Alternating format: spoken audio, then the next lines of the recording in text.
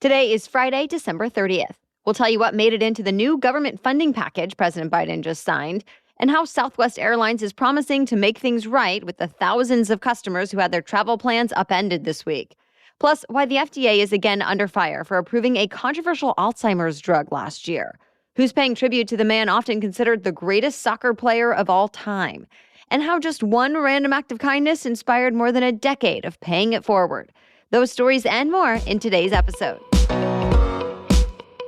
Welcome to The Newsworthy. All the day's news in around 10 minutes. Fast, fair, fun, and on the go. I'm Erica Mandy. Thanks so much for being here. You ready? Let's do this. It's official. The U.S. government will be funded for most of the next year. President Biden signed the nearly $1.7 trillion government funding bill that already passed both chambers of Congress last week. As he signed, the president highlighted some of the key provisions in the bill, like investments for medical research, veterans' health care, disaster recovery, aid to Ukraine, and more. Overall, it includes $858 billion for defense spending and $773 billion for everything else. And it's considered a bipartisan compromise. Most Democrats wanted to see more funding. On the other hand, some Republicans wanted a smaller bill. Regardless, it passed, so President Biden says this bill is, quote, further proof that Republicans and Democrats can come together to deliver. President Biden and lawmakers are now off for the New Year's holiday, but they'll return to Washington next week for the start of the newly elected Congress. More than a week into a meltdown that led to mass flight cancellations, Southwest Airlines says it's ready to turn things around. Company executives say the plan is to resume the full flying schedule today, which is crucial since we're going into another holiday weekend with the new year right around the corner. Southwest has canceled about 16,000 flights in the past week. But as of early this morning, there are just about 40 flights canceled today so far. The airline says it's removed limits on ticket sales and rebuilt its crew schedules, so there should not be as many disruptions. And in the long term, it says it's going to keep updating technology systems that union leaders have blamed for most of its problems. Southwest also put out another apology statement yesterday and said it set up a special page where customers can request refunds and reimbursements for meals, hotels, and alternate transportation that they needed after their flights were canceled. Still, the airline is under investigation and could face some hefty fines. Roads finally opened up in Buffalo, New York, as the city recovered from what's now its deadliest winter storm on record. Crews have been able to make a lot of progress removing snow and abandoned vehicles from the roads. But there's another new concern for the area. All the snow, plus more rain in the forecast, could cause flooding. New York State says it's ready, though, with hundreds of thousands of sandbags and hundreds of pumps and generators in case they're needed. The good thing is, now it's at least not quite as dangerously cold for people trying to clean up. Temperatures could even climb into the 50s in Buffalo today, as compared to just 4 degrees earlier this week. The warm-up is actually impacting quite a bit of the country today and into this weekend. Some concerning news out of Ukraine. Top officials there say Russia launched its most massive barrage of missiles against Ukrainian cities since the start of its invasion in February. The attack sent people running into shelters and knocked out power across the country, since some critical infrastructure was destroyed. Targeting Ukraine's energy has been a tactic of Russia's in recent months. It's left millions without power and heating in freezing winter weather. Reports say Russia is trying to force Ukraine to negotiate on its terms. But for now, real peace talks seem to be a ways off. Israel just welcomed in what's considered the most right-wing, religiously conservative government in its history. Prime Minister Benjamin Netanyahu returned to power for an unprecedented 6th term, 18 months after he was ousted.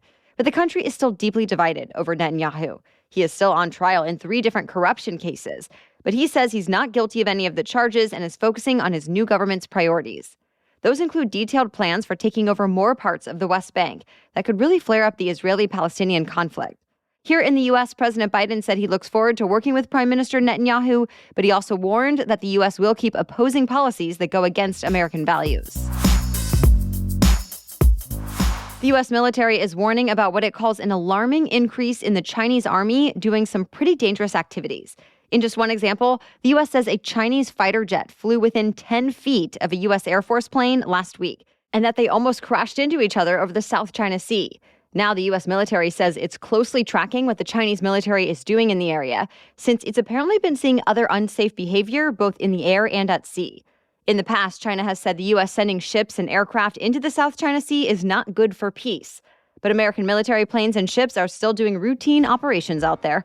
So far, no response from the Chinese military about any of this. More news is still coming up, but first, this podcast is sponsored by BetterHelp. Ever been through a big life change and wish you had a user manual to help you navigate it all? I know I have. I remember starting this very podcast and business, and the first year or two especially came with a lot of uncertainty. Well, now I'm navigating parenting for the first time. And while friends, family, or the internet may be well-intentioned, sometimes you need a professional to say the thing you actually need to hear. Whether it's a big transition in life or just a feeling that you're stuck or something else is bothering you, therapists are trained to help you figure it all out in a way that's truly helpful. And as the world's largest therapy service, BetterHelp has matched 3 million people with professionally licensed and vetted therapists available 100% online. Plus, it's affordable.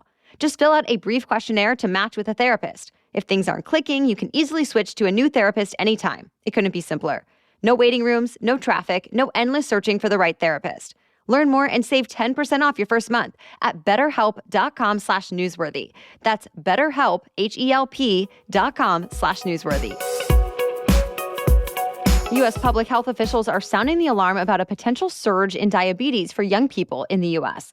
The CDC and NIH funded a new study that found as many as 220,000 people younger than 20 years old could have type 2 diabetes by the year 2060. And that's a nearly 700% increase. CDC officials say there could be several factors for this surge, including the rise in childhood obesity, as well as diabetes in women of childbearing age. Type 2 diabetes can lead to serious health issues, including heart disease, kidney disease, and stroke. So one CDC leader said this should serve as a wake-up call and that it's, quote, vital that we focus our efforts to ensure all Americans, especially our young people, are the healthiest they can be. A new report from Congress found the FDA's approval process for a high-priced Alzheimer's drug was, quote, rife with irregularities.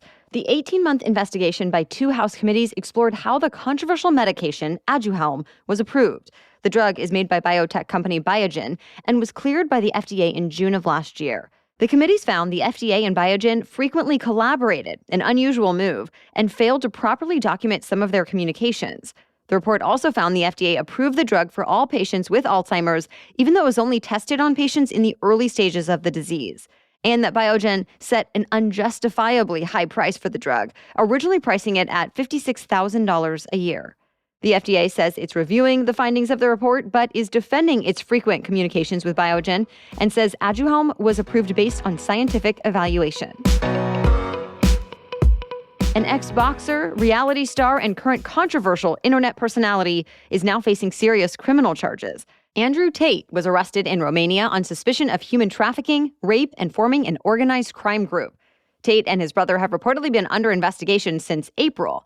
Well, this week, Romanian anti-terrorism authorities raided 5 homes and apparently found several women, cash, guns, bars of gold, and vehicles, then arrested the Tates. As for why now? Well, some reporters suspect it has something to do with a very public back-and-forth Tate had with climate activist Greta Thunberg this week. Just yesterday, Tate uploaded a video that shows him responding to Thunberg while eating a pizza. But the pizza box was from a local pizza chain, which may have alerted Romanian authorities that he was there. Either way, Tate has not commented, but his spokesperson says he has the utmost respect for Romanian authorities and will try to help in any way he can. Today, the world is mourning the loss of a sports star and cultural icon. Brazilian soccer legend Pelé died yesterday at 82 years old from complications with colon cancer. But his legacy lives on.